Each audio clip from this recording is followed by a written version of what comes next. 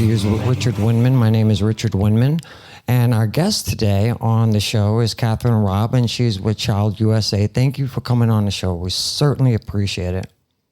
Happy to be here. Great.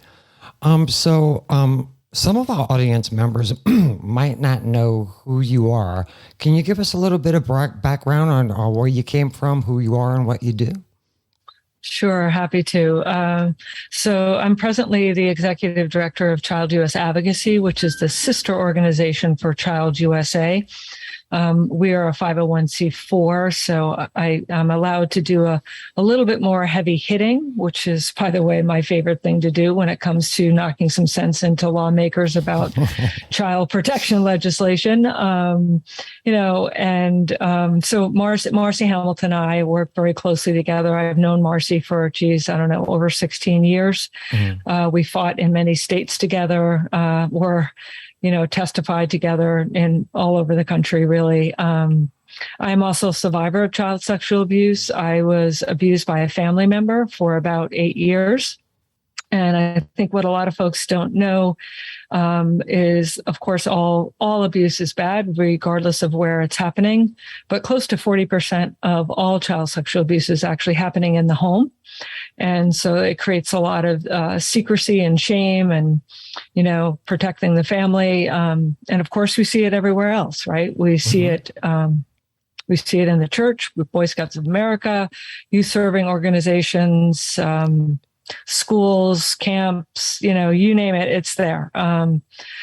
So I do bring to my work, not just the expertise of drafting legislation and advocating for legislation and testifying, and also my work as an attorney, but I bring the lens of a survivor. I understand why it takes survivors so long to come forward. It took me into my mid-40s to speak publicly about my abuse. And so I really understand that. And I can use that lens as a way of creating the most effective and sound public policy.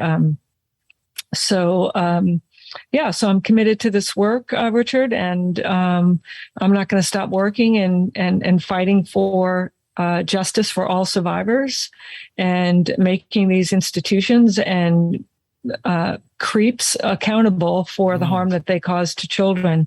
As we know, it's a lifelong harm, and it's time for a change. And I'm going to keep at this for a long time. I said to Professor Hamilton just a couple of weeks ago, I don't see retirement anywhere in my future because we really do have a lot of work to do. So same here. Yeah. So, you're an attorney by education, and I guess by trade. Do you practice law, full-time, part-time, or you just do the advocacy work? This is a full-time job. It's actually more than a full-time job. I do a lot of writing. I write a lot of op-eds. I think, like I said, I'm in the middle of a book proposal, so pretty busy. So this is my full-time commitment, full-time work. This is where my heart is, as well as my mind. So it's been my experience throughout the past decades is that the spotlight will come out, and that's a big deal, but then it'll fizzle out after a while. And then the John Jay report, then that fizzles out after a while. The Grand Poobah meeting in Dallas, the Dallas Charter, that got a lot of recognition, and it petered out after a while. I think since 2018, we've been on this incredible wave where there's this new world of awareness around childhood sex abuse. And it seems like we're on a roll, and the trajectory in my mind is straight up the chart. Is that your experience too? Is that what you're experiencing, or what you think is going on? I do think the Me Too movement has been a big part of this, right? I think that people are more aware. So therefore, yes. And I think organizations like ChildUSA and their sister organization, the one that I run, ChildUSA Advocacy, I think we're really working on educating lawmakers across the country and educating, the citizens that vote for these lawmakers and put them in power. I think it is changing. I mean, right now we have 27 states and territories that have passed revival or window legislation to open up expired claims. And we have, I think 17 states and territories that have no civil statute of limitations for some or all child sexual abuse claims. So, this is clearly a movement. I think COVID did slow things down a bit, Richard, but it's a movement, and I don't think it's stopping anytime soon. We're also working on some federal legislation. At this point, I think everyone should be up in arms and taking on a zero tolerance policy and demanding that their legislators stop standing shoulder to shoulder with institutions that, in my opinion, are corrupt and mob-like, and we're really pushing legislators to do the right thing, and we're educating them, and hopefully we can make that shift, because you know what, it's a really, really crappy look to be standing on the side of predators and institutions. I mean, you just look really shitty, and it's not good for your candidacy. It's not a good optic if you're seeking reelection and seeking fundraising as well. And we're going to keep making citizens aware of this as they walk into the ballot. So you talked about you're working on some federal stuff. Can you tell us about that? Sure. Primarily right now, looking to either eliminate or extend the statute of limitations for some federal statutory civil wrongs. I won't go into all the numbers. So to either eliminate those or extend those, as we're pushing like we're pushing anywhere else, and that's Section 2255 for anyone who wants to look it up.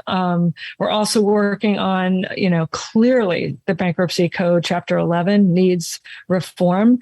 There is absolutely no way Congress ever intended, Richard, to have the bankruptcy system and the federal bankruptcy law to be a clearinghouse for sexual predators and their claims. So that nonsense just has to change.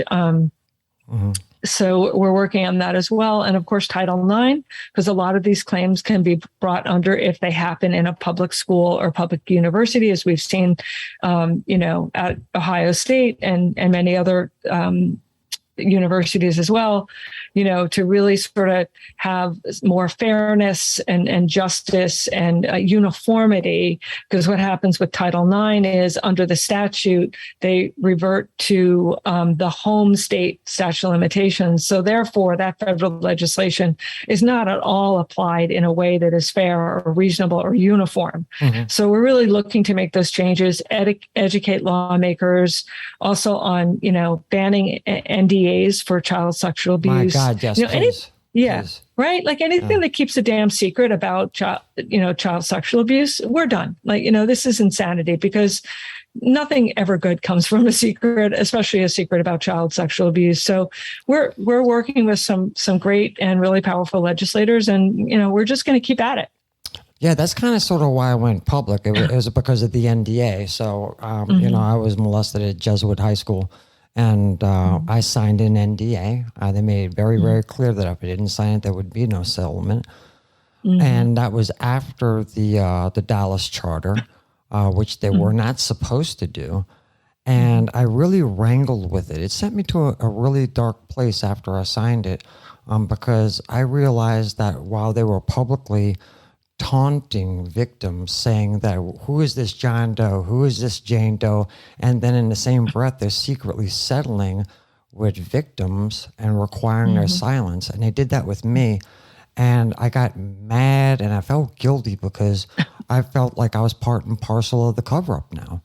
And I decided I thought about it for a little while, and I figured that, well, I'm gonna tell everybody, and you know what? If they sue me, fine. I don't care. I'll be a poster boy for that story too. But I I don't think that the NDA is really enforceable when you think about it, because it's the to cover up the commission of a crime. Mm-hmm. So yeah, and I think that they also take advantage of how challenging it is to be a survivor. I mean, Richard, I'm 62 years old, and I still am dealing with different layers of how the abuse is played out in my life, and how painful it is, and with the help of a great therapist and working really hard to see that stuff. And I think when it seems to me, I don't mean to get into sort of, the validity of contracts here, but it seems to me that very often those survivors signing these NDAs are really on the urge of, on the edge, of having capacity to really appreciate what they're doing. I find it highly offensive. It's just another way to keep a secret. And I think it's just another re-victimization of survivors. And, it's so offensive to me to re-silence victims after it took so much courage to come forward. It's disgusting to me, and I think there could be some legal challenges, although it would be quite an uphill battle. Yeah. So let's talk about Louisiana. I got told about the SOL bill, and I'll tell you that I was initially skeptical, because I'm from Louisiana, and all the legislators, just about all of them, are Catholic. And so I was very skeptical. I'm like, this is never, ever, ever going to pass. There's just no way. And but I went there anyway, and I testified before the representative committee, and you were there as well. Yep. And what we did is we got survivors to come in and testify. But you were instrumental in actually penning the new the new bill. So can you tell me? You're a major actor there. Can you tell me about the process and what you had to go through to get that done? Sure. I met with Representative Jason Hughes. Let's see. I don't know. Maybe it was, I can't remember what it was exactly. It was probably September, October. Yeah. No, I'm just thinking about the month. And I was in a meeting with some other folks as well in that Zoom meeting, of course. And, Representative Hughes, asked me if I would write the legislation after we went through the points that we wanted. And, it's funny, I just, that particular day, I happened to have 2 hours, and I thought, shit, I'm just going to write the damn thing now, Right. And, and I did. And, there are a couple of small edits that we made, and, we worked with some really great people, sort of behind the scenes, had tons of meetings at all different hours of the day on the weekend. And, and essentially that was the piece of legislation that passed. And, I think, Representative Hughes did a great job. I thought the way he spoke, to the chamber was beautiful and amazing. And I was in relatively close contact with him, and it took some convincing, but I think, honestly, I was a little surprised myself, but, in some states we can get it done pretty quickly. In other states like New York, it takes, 13, 14 years of hauling ourselves up to the State House and trying to convince people. And often it's just a matter of shift of power. And other times it's just like, educating lawmakers. And, Richard, I don't really fault them for not knowing. Some of them just may not totally understand. I'm still educating lawmakers on how the statute of limitations and the criminal system really doesn't work, and it doesn't. Basically takes the ball of justice to midfield. It doesn't get it to the end zone. And it's really the civil statutes that will get us there. And first and foremost, these types of pieces of legislation will make the children of Louisiana safer. And that was the most important thing. Of course, having justice for survivors, but they go hand in hand. You can't really separate them. And when you educate lawmakers to understand that, and to really think outside outside of what they're sort of a knee-jerk reaction. I'm a lawyer. I'm an American citizen. I believe in our Constitution. I believe in due process. I think statute of limitations has a place in our society, but not when we're talking about sexual assault, rape, and sodomy of children. Sorry, not for those things. Absolutely. It seems almost common sense. Right? You would think so, right? Yeah. So I don't want to put you on the spot, but do you want to talk about the politics behind getting something like that passed, or do you want to be a diplomat? I have to a little bit be a diplomat, but, I have to say, it's a lot of people say, Kathryn, you did so much to pass this legislation, but I felt like there was a small army behind me, and, but I do also think, I don't know if you felt this, Richard, just testifying at that one hearing, I think perhaps it was the last hearing, that I felt like lawmakers, either they were waking up, really paying attention, or someone told them to pay attention. I don't give a damn why they were paying attention, but I think there was, some acknowledgement of seeing things a little bit differently, or, again, I don't know if it's just what all the witnesses were testifying to, or our written testimony, or, I'm pretty sure it wasn't some beautiful, eloquent thing I said. Whatever the powers may be, I'm all for it. And a lot of it, quite frankly, I didn't quite understand. I kept pushing with the right people.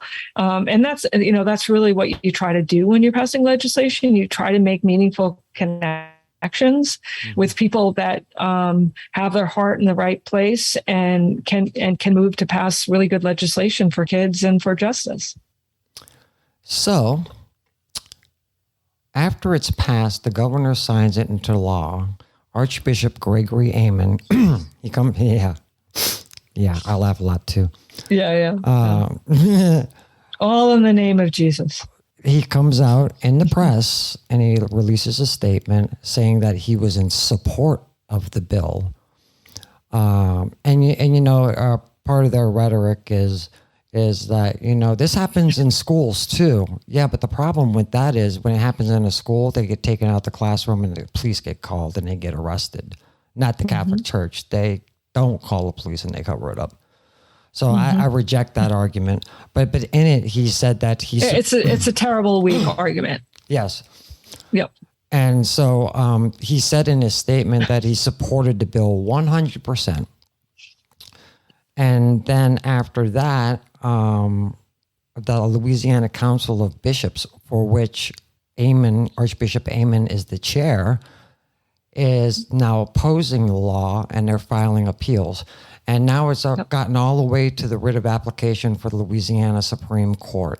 What do you think about that duplicity, or what do you think about them challenging the law after they accepted it? And at first, I think you were there for that as well. In the legislative chamber, they opposed it initially, and then after it was passed, they supported it, and now they don't support it again. What do you think about that? Well, clearly duplicitous. I don't trust them at all, because you can't believe anything that they say, and they're focused on their power. They're focused on their image, and when it looks good to say, "Oh, I support this legislation. This is really good legislation," and then when it passes, then they let their dogs loose, right? So it's in short, it's just BS. It's all optics, and they don't support this legislation. We saw the same thing in New York, right? We saw the archdiocese there fight for years, fight our legislation, and then it passes, and suddenly they support it. I don't know how else to say this, but to be honest to your listeners, it's BS. And it's all about optics, right? It's all about, they want to look good, because it's, let's think about it. It's really bad. It's a bad look when you are standing with perpetrators and then institutions that cover them up as well. I mean, they're co-conspirators in a cover up of child rape. No doubt about it. right? That's what they're doing. And quite frankly, some lawmakers are also co-conspirators in a cover-up of child rape. That's just the way I see it in very clear terms. So, it didn't really surprise me, Richard, because I've seen it in other states. And, it's really too bad. I just want to share with your listeners, I went to Catholic school for 12 years. I sometimes refer to it as Our Lady of Psychological Warfare. but I had a really good experience. We had these great nuns. They were unbelievable teachers. And I don't know all of what was going on. And, I was a kid, but I think, I believe in the teachings of Christ. I think they're beautiful teachings, but this institution is like the mob, right? They're so corrupt and they will cover up this heinous, to me, it's the worst crime that you can think of. It's worse than murder, in my opinion. Yeah, it is. And for them to be holy and mighty and, and talk about, the teachings of Christ, it's just BS. And it's all about their image and their power and their money. And it's a sad state of affairs. I was actually just at a wedding yesterday and in a Catholic church. And I didn't get struck by lightning. That was surprising. But, I just thought to myself, it's just such a sad commentary because this is as we know, an enormous institution with a ton of power and billions of dollars. And for them to, do anything, just anything, wake up any morning and pray in the name of Jesus and do what they do to kids and cover this up and fight this really important legislation. It's so the opposite of Christ's teaching. I just don't see it. And it quite frankly, as someone who believes in the teachings of Christ before the Catholic Church screwed it all up, I find it offensive. Wow. Okay. So, let's get back to statistics because it fascinates me. No, it doesn't. I hated it in school, but the recent numbers are how many girls and boys are molested? Right now, the best research has 1 in 5 girls and 1 in 13 boys. Hard to get those numbers. Some numbers are about 1 in 10 boys and 1 in 4 girls. So what either way. What are our sources on this? So we have, lots of different research. You can tell your listeners they can go to ChildUSA and there's lots of data there that they can look at some of the statistics. RAIN also does a great job with their statistics, as does Darkness to Light is also another great resource to look at the most recent research on this. But, think about it, Richard, if we're talking, even if the number is something like 1 in 5 girls, 1 in 13 boys. Let's just think about that for a minute. So that averages out to about 13.5% of all children are going to be sexually assaulted before their 18th birthday. If this was some new, rare disease, Congress would have had hearings already, right? We would have passed federal legislation, talk about an epidemic. Well, federal legislation, not just civil, but what about criminal? I mean, so for a victim and survivor, or at least being an advocate, I help victims and survivors all over the nation and all over the world. And it seems like we get, for the criminal statutes, we get mired down in state law, and all the laws are different. Statute of limitations are different for that as well. What do you think about one federal law for child sex abuse, criminal?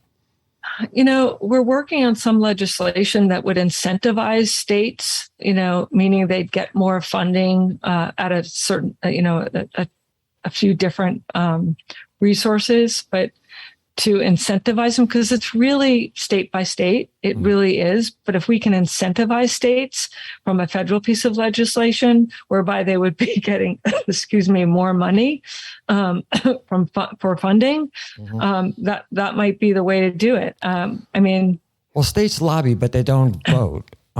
So, I don't know. It's frustrating.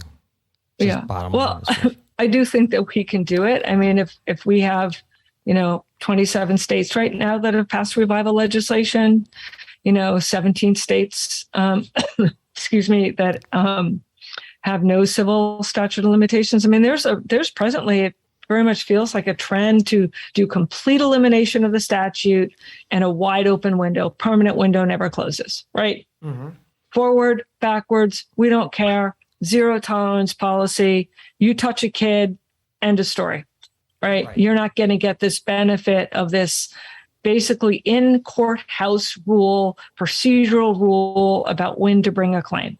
You're just not going to get that benefit because statute of limitations, we all know who it protects.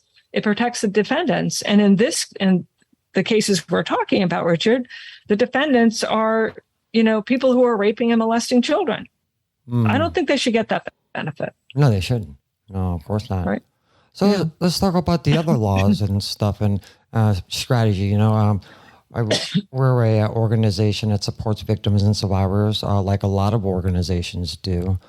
And good for you. Thank you. We try to be a think tank, though, so we don't want to put all of our eggs in one basket. So our number one primary purpose is supporting victims and survivors. So we have support meetings all the time. We're really in the trenches with them. But as you know, as a 501c3, we're kind of limited on lobbying. We can do some, but they won't tell you how much. It's very vague and ambiguous, right? Mm-hmm. But we try to expose all of that stuff, and we try to help out in legislation wherever we can without getting, pulled down by the IRS. What we decided to do, because we were having, and the problem is also, when you have a statute of limitations eliminated, then you have to get law enforcement on board to actually enforce it. Mm-hmm. Right. And that's been really frustrating, especially in Louisiana. I'll go ahead and say it. It's my hometown. New Orleans is my hometown, and it's corrupt. It's corrupt. And so you have civic leaders and businessmen, even a federal judge that helped the church cover this up. And so how do you skin that cat? When the police want to investigate, none of that. What do you do? So we picked up the strategy of we were going to surround them with feds. And so I went down to the FBI field office in Fort Worth, and I filed a complaint with the FBI. I gave them all the information that I've been collecting over the years. The FBI is doing an investigation now. Also, we filed a complaint, an official complaint. There's actually a form for it. You can challenge a nonprofit status. And the Archdiocese stole $46 million in FEMA money to rebuild a cafeteria. I know. And they got caught, and it was hush-hush, and they settled it with the federal government for $1 million. That's a crime enterprise. I mean, that's a business. I mean, it's a criminal enterprise. Yeah. If I could steal $46 million and only pay a $1 million fine, that's a business. Wouldn't everyone do that? Right. And so we filed a complaint with the IRS as well. Now there's two investigations going on, the FBI and the IRS. I wanted to get your initial thoughts on whether you think that strategy will be effective, or just whatever your thoughts are. Yeah. Well, I think that the more policing, and I'm putting up quotes for your listeners, policing that can be done from different organizations and agencies across the country, the more we can just keep beating at this, and just getting at it. And, the good news is there are some really good people, whether it's in law enforcement or if it's, at the judiciary level, the FBI, whatever it may be, there are good people. Those are the people that we need to reach, so we can expose the bad folks and the folks that really don't give a damn, and will keep covering up and allowing other institutions to get away with horrific acts and all of their criminal enterprise acts. I do believe that, and I think just really working with them, and I think that the thing to answer your original question, Richard, is the power of the press, I think, is the most important tool we have. And I think, because what do? With the power of the press, if we can get some really good people, if it wasn't for the New York Daily News in New York, I don't think we would have gotten what we got in New York. But the power of the press is so important. Not only does it educate, our citizens, it shames the people that are engaged in, pretty unethical behavior and criminal behavior. It exposes that. It also, may affect their reelection or their funding or anything like that. Make people think twice about who they're giving money to. But I think it's really important that survivors and organizations like yours, Richard, that expose these people and just keep at it and keep talking about it and have podcasts like you're doing and organization as you are doing and just come at these bad actors and institutions relentlessly. I mean, we're talking about kids and we're talking about sexual predators and institutions that cover them up. And I think we all have a duty, a moral obligation to stand up for kids and for justice. And, I think we all need to educate, whether it's doing podcasts, writing op-eds, working with the press, speaking at press conferences, talking to folks that are producing documentaries, whatever it may be, we need to get out there and really do that. Yeah, Kathryn, in our organization, like I said, our primary purpose is supporting victims and survivors, but a second initiative, which we think is very effective, is the press, raising awareness. Mm-hmm. Whenever somebody asks us to do an interview or just be anywhere to talk to anyone about it, we're right there. We never say no to that. We never That's say great. no. Yeah. That's great. So tell me, what's been and we're at the bottom of the hour. I'm asking the folks on Facebook if they have any questions. Let's break for just 1 second. And we have a commercial from your organization to tell us a little bit about what they do and to talk about the gala event in November. Hi there. I'm Professor Marcy Hamilton, founder and CEO of ChildUSA, the leading nonprofit think tank fighting for the civil rights of children. 2022 is our 6th year as an organization, and we are so excited to mark the continued progress we've made at our awards celebration at the National Constitution Center in Philadelphia on Thursday, November 3rd. The best part is you're invited. Join us in honoring heroes in child protection such as journalists and advocates Gretchen Carlson and Jason Berry, and coach and pioneer Sarah Powers Barnhart. They have all done remarkable work to bring further attention to child protection issues and to help us solve these problems. We're going to have an exciting and uplifting night honoring survivors and the fierce advocates working to keep children safe, including our incredible team here at ChildUSA. Learn more about how you can join the celebration as a guest or support us as a sponsor by visiting www.childusa.org/awards. We can't wait to see you there. So we're back. Thank you for being with us again, Kathryn. It's a pleasure to have you, and I know you're coming off of a sickness, and I know it's a lot for you to do this today, and I appreciate it. In terms of SOL legislation, what has been the easiest state and the hardest state for you to work in? Oh boy. Right now, Pennsylvania is pretty tough. I think any state where you have a lawmaker that is in a great position of power, that has direct links to either the Catholic Church or some other big institution, even, private schools that have been covering up or trying to hush the abuses that have happened in their institution. When you have those connections with powerful lawmakers, it makes it really challenging because, for example, in Pennsylvania, Kim Ward has a lot of power, and she can either bring a bill to the floor or not. And she's essentially keeping her finger on that bill, and it's not moving, and putting it in her drawer in her office and just not letting it move. So it's Pennsylvania, those are really, really hard.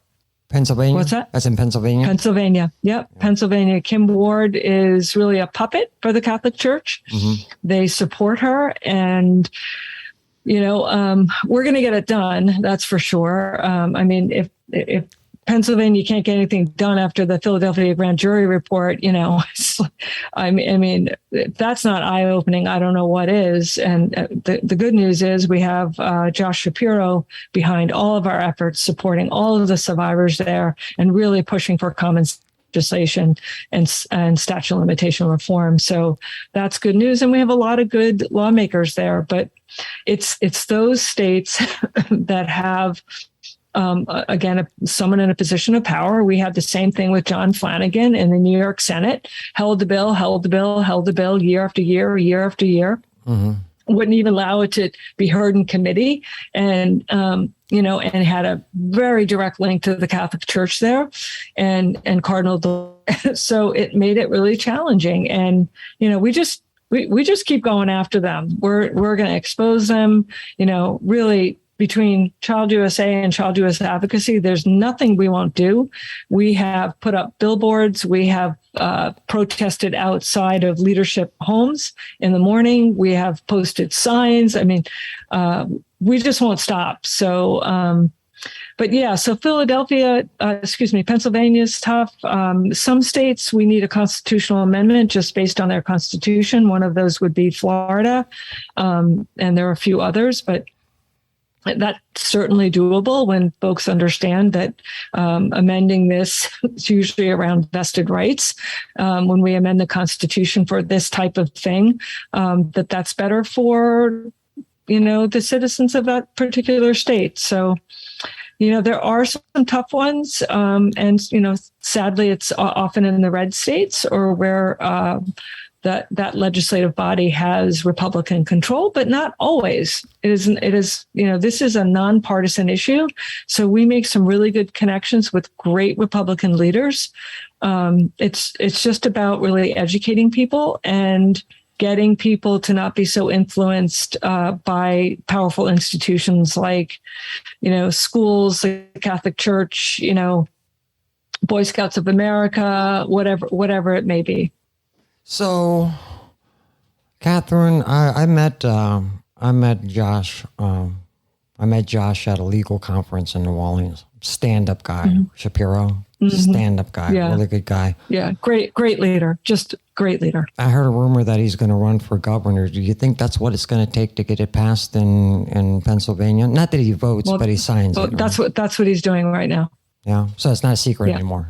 Oh no, he's fully campaigning. He's fully campaigning. Yep. Okay. Yeah, yep. I'm in Texas now, so I'm kind of out of touch with what's going on there. And so the easiest state was which one? Well, Louisiana wasn't that bad. We had that bill introduced and, got it done by the end of session. That's relatively unusual.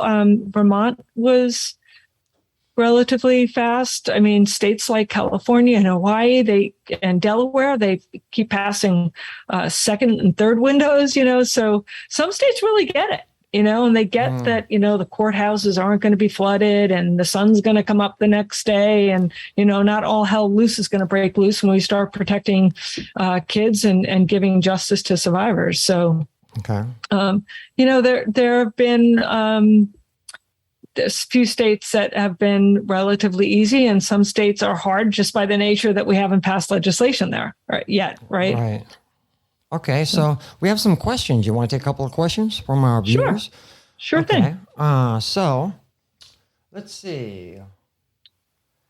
So Aaron Abear from Mandeville, Louisiana. I can say his name because he's public about his abuse. He was an abuse survivor by Catholic Deacon George. By Lawrence Hecker, who's a Monsignor. Mm-hmm. And so the background on that is that in his deposition, he was the one that that admitted to the Mann Act, multiple violations. Right. So we're talking about Lawrence. Taking kids over state lines. Yep. And so this is Aaron's question. Aaron is the survivor. He wants to know, and I'll let go of this. You know, a lot of victims and survivors up to this date have done a lot of heavy lifting to get this stuff done. He wants to know, what more can we do to get traction? It's a really good question. And I would say to be extremely vocal, to run for office, you know, speak to the press, show up as, you know, much as you can. If you know a lawmaker that you think can pass another piece of legislation to make Louisiana even better, I mean, like your gold standard is Vermont, right? And let's just completely eliminate the statute of limitations and have a permanent wide open window that never closes. Zero tolerance state. We have some others as well. Let's do that. And so we can always make this better for both kids and survivors. Work with lawmakers, email lawmakers, call lawmakers, speak to the press, write letters, write op-eds. I mean, just be a force. I feel like there's always something that we can do. And I think as survivors, working together, supporting each other, understanding that sometimes, I work with a lot of groups of survivors, all over the country. And, sometimes someone in the group is just not in that month or week or day, not able to do something for whatever reason. We support them, right? And we have someone else step up. So we have what we call them united fronts. We have groups that we call united fronts in each jurisdiction, and we support each other. We have meetings, and we just work together and, really push for better legislation. If someone has an idea in Louisiana about another piece of legislation that should be passed, I mean, I have a few ideas already, but, to reach out to us at ChildUSA Advocacy, to reach out to ChildUSA, if you already have connections with lawmakers that would sponsor a piece of legislation, ideally on both sides of the aisle, make those connections, reach out to us, support each other. And we're there to do whatever we can to really make this movement happen for everyone and be the greatest force that we can be. And I truly believe that survivors have so much power here. And it is their bravery, it is their commitment and tenacity that makes these changes possible. I think that's an important message, Kathryn. So what we're saying is that victims and survivors who are able to find a legislator that's willing to participate and to sponsor a bill, we can engage that conversation with them, and then we can engage you as well as a support. Yes. Because you have more lawyers than anybody I know. I only have one lawyer. Right. You have like 58. Right. Right. Yeah. So, that's what happens a lot. A group will come to us, or one individual person said, I'm working with this lawmaker. A lawmaker will reach out to us, say, can you help us with this legislation? We'd like to work on this legislation. What's worked in other states? What hasn't worked in other states? This is, sort of the landscape that we have right now on this particular issue in this jurisdiction. And we try to find the best path forward. And if, obviously this means working with lawmakers, and hopefully lawmakers again on both sides of the aisle, and lawmakers in leadership positions. We have a question from Joseph Scambra. I'm Italian. I don't know why I can't pronounce that. He wants to know, do you have any opinion on the McElroy in San Diego with evidence of Bishop covering up abuse? Well, I don't know that case specifically. I know of it, but I don't know it well enough to comment too much other than this. Cover-ups hurt children. Cover-ups deny fundamental notions of justice. Cover-ups are bad for citizens, are bad for the common good. So any cover-up is bad for kids. And just in general, it's not a good thing. I mean, It's not acting with honesty and integrity. Especially when you talk about the church, I mean, these are people that are supposed to lead us to heaven. So we expect honesty and integrity from them, right? Because I don't know about you, but in my Catholic formation, say I'm in 5th grade and I lie, I go to hell for the rest of my life, right? But they're the ones that are raping our children. I have a hard time reconciling that. Right. Well, look at Bishop Amen, right? They say one thing one time, I support this piece of legislation behind the scenes or kind of openly, fight against it, right? So which one is it? Is it A? Is it B? Right? He'd be a perfect person to cross-examine with a prior inconsistent statement, right? He's like, which one is it, right? So I'll tell you the story behind that. So, I went public in New Orleans, and that caused a lot of people to come. Actually, my face and my name and everything. And over 50 survivors. Good for you. Over 50 survivors came forward. And so they started filing these cases in civil court at the state level. And the attorneys were working for a couple of years. All of this valuable work product, depositions, and all of that stuff. And they were trying to depose Archbishop Amen, and it was always like, "Oh, I'm sick today. I got COVID. It's Mardi Gras. It's the weather's bad." It just went on and on and on, and the judge finally compelled him. Compelled him, ordered him to be deposed, and when he did that, that's when he filed bankruptcy.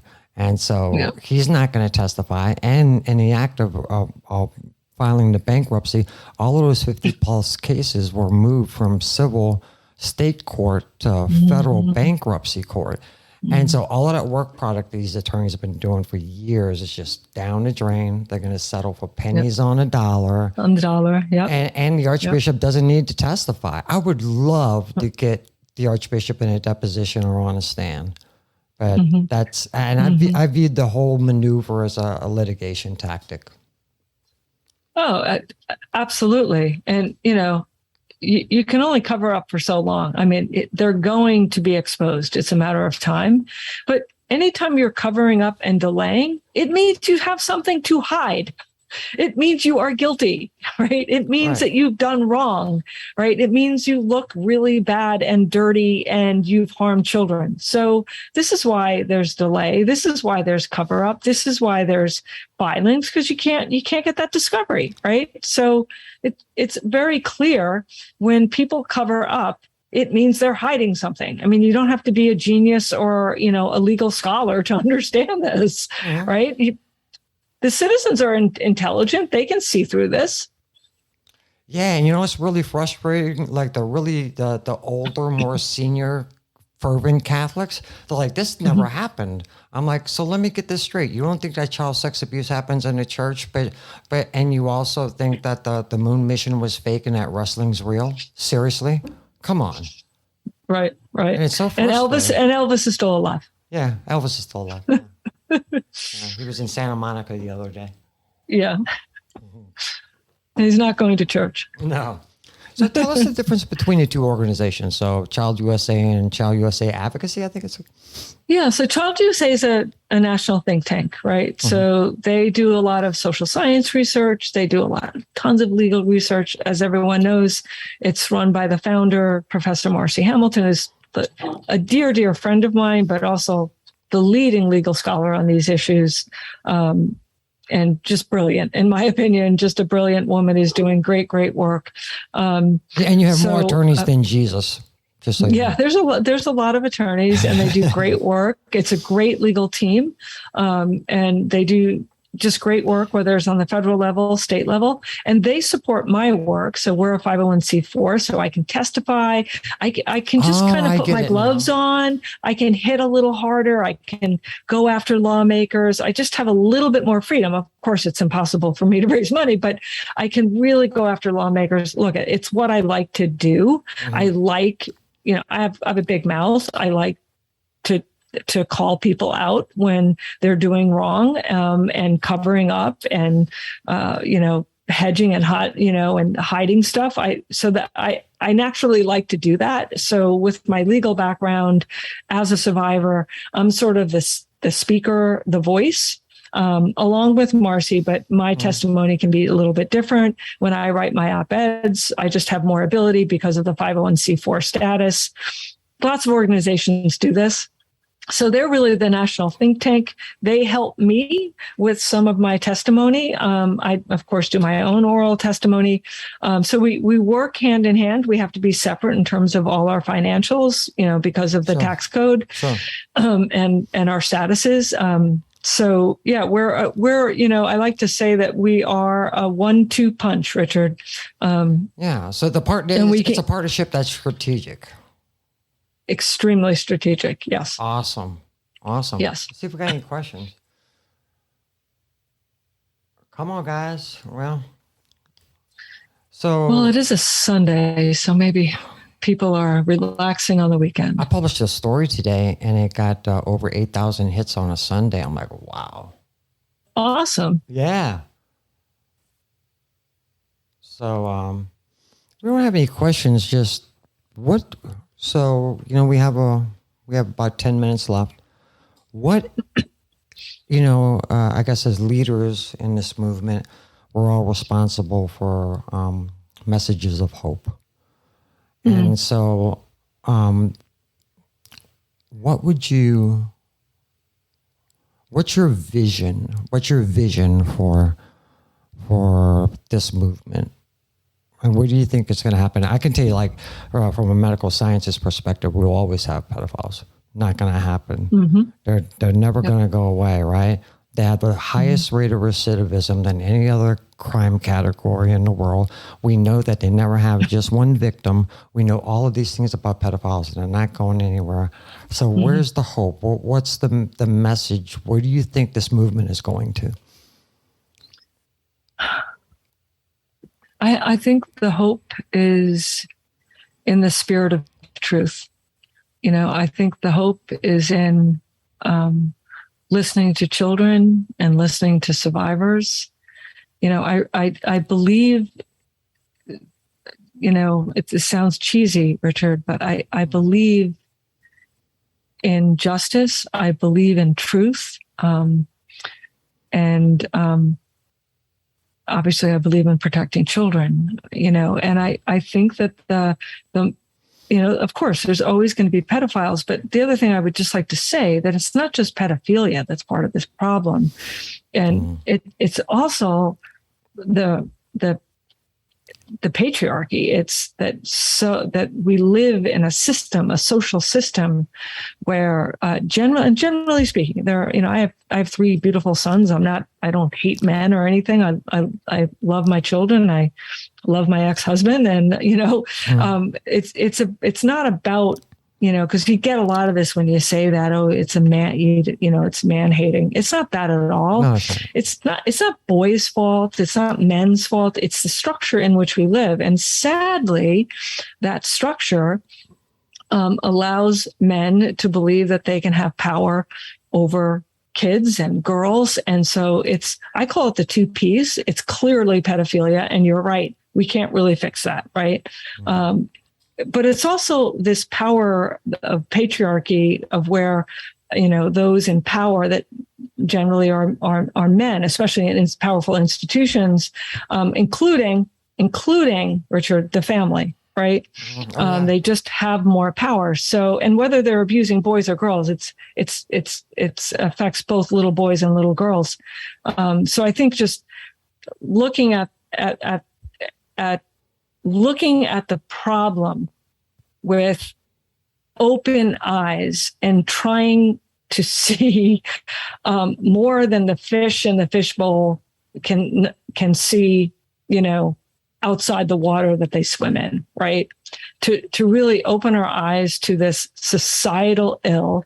And I think we can do that. And I think that we can educate lawmakers, and we can educate professionals. We can educate teachers and parents. How do we spot child sexual abuse?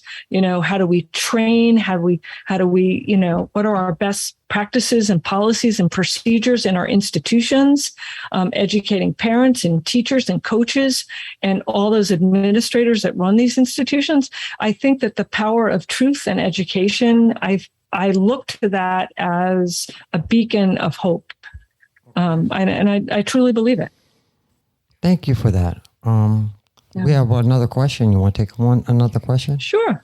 I think we already covered this to an extent, but it comes from Jim Scanlon. He said, "Do we have Supreme?" Stop moving. It's scrolling. Do you have Supreme Court opinion on the SL look back, which seems to be the hardest thing to pass, certainly in Rhode Island, and how are some states passing it successfully while others can't? Well, as Jim will know, that it is very much based on the particular constitution of that particular jurisdiction. Mm-hmm. And I think, this is where ChildUSA and their wonderful legal department supports any sort of, appeal on decisions of like what we're seeing right in New Louisiana and other places. We've seen it in Rhode Island as well, of writing amicus briefs and really pushing these states to change. If in terms of overall Supreme Court decisions, I mean, we don't have anyone that we're hanging our hat on particularly right now. And of course, everyone can agree that the United States Supreme Court is after this June session is it's flipped on its head. Who knows what's coming next? But, I think for those states, and there are quite a few, where we will have to have an amendment to the state constitution, there are certainly paths to get that done. Granted, it is not easy, but it is certainly something that is doable. Okay. Excellent. Thank you so much for that. Another question from Tatiana Greenlinger.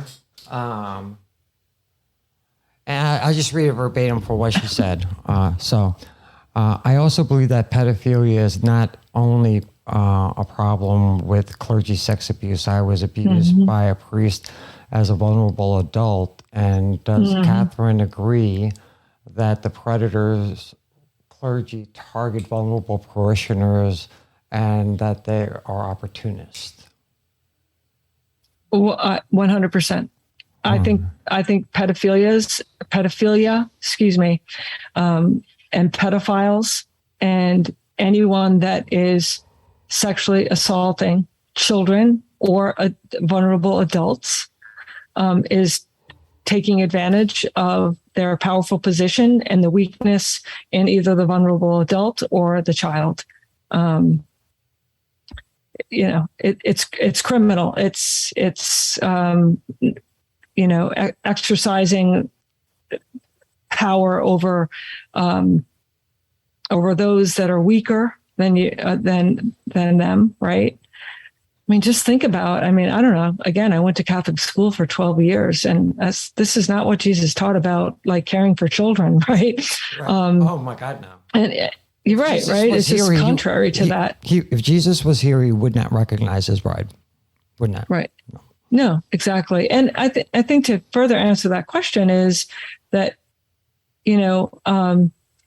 these abuses are, of course, like the antithesis of the teachings of Christ, right? To abuse anyone that you have power over. I don't care if it's the Harvey Weinsteins over adult women or any sort of vulnerable adult for whatever reason that vulnerability exists, or children. It's an exercise of criminal power over someone less powerful than you. And that's just damn wrong. Yeah. Child sex abuse happens in just about every demographic. You have churches, schools, and everything. It's ubiquitous. Yeah. And the hard nut to crack is the abuse by the mom, the dad, the grandparents, the drunk uncle, the babysitter, because nobody reports that. But I want to ask you for a prediction on the Catholic Church. What do you think this current state of the Catholic Church is, and where do you think it's going?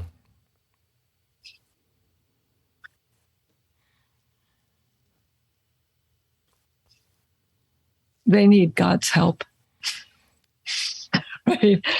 They need God's help. I don't know. I mean, maybe it's one of those things that, their numbers will die out as, the older population moves on, and people will wake up to the hypocrisy in front of them, and the lies and the cover up. As an institution, it's extremely tarnished at this point, right? It's tarnished. It's tarnished in the worst way. It's not just like, tax evasion or something, it's like, it's the worst type of tarnishment, right? Mm-hmm, yeah. They've got this brand on them, mm-hmm. right? They are branded as, pumping out child sexual predators, mm-hmm. and then covering it up again, and then running to bankruptcy or delay or and as we all know, moving these priests here and there and everywhere. Right. So, in terms of their image, it doesn't look very good. And, like I said earlier, Richard, I do think there are good people, even in the worst institutions, whether it be law enforcement, mm-hmm. whether it be politics, whether it be the church, there are some good actors. And so maybe this should be an opportunity for them to do the right thing and run with it. I'm not sure that's possible, though. Yeah, because you can't overrule a pope. So... yeah. Right. And the Pope's not doing anything. No, Vatican's not doing a damn thing. That's right. They say one thing and they allow their dogs to, fight all this legislation in every single state. They're not doing a damn thing. Yeah. The relationship between parishioners and the church is one of trust. And I feel that their trust has been broken to the point where everybody's viscerally offended. And I don't, give you an example. My son, first off, my background is, background is baptism, confirmation, communion, communion, confirmation. Yeah, all that stuff. And I was a Eucharistic minister, 4th degree Knight of Columbus, and I raised my son that way. And my son is now 34 years old, and he was a member of the St. Louis Cathedral Usher Society, the youngest one ever. He went on to become a 3rd degree Knight of Columbus. And today, when I talk to my own son, he doesn't want to go anywhere near the church. And I think that's representative of most of our young people. So I think mm-hmm. the church needs to stop acting and stop positioning yourself against victims and survivors. You alone are responsible for what's been happening since 390 AD. Maybe it's now mm-hmm. the time for a stop. And maybe it's a chance for the church to be reunified, rejuvenated. But, mm-hmm. I was joking with somebody the other day. I'm like, I think the only way things are going to change is if all the bishops and the Pope have a heart attack at the same time. That's terribly pessimistic, but that's the way I feel. I really believe that.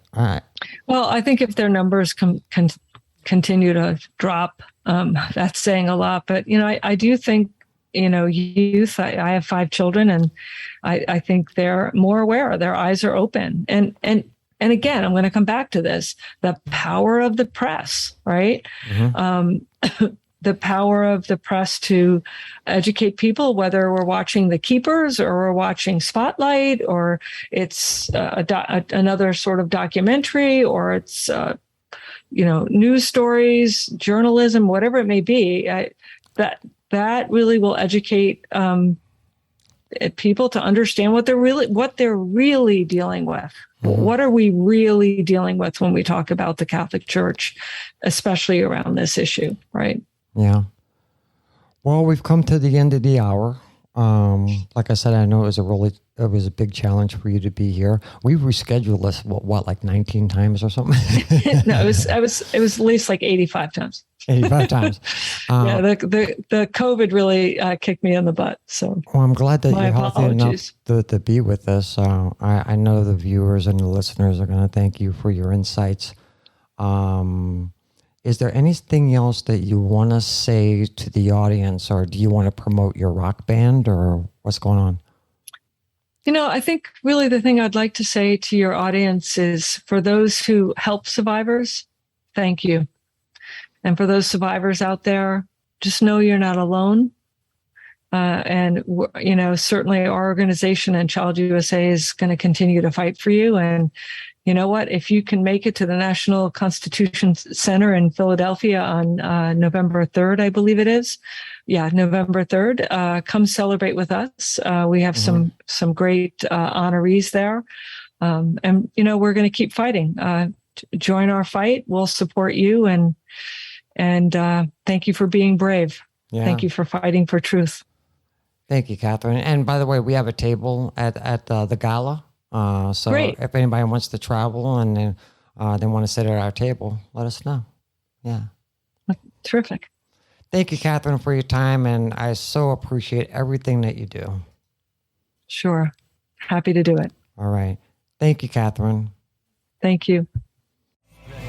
It's okay, and it's all right. Don't get up, baby, I'll get the light. This grace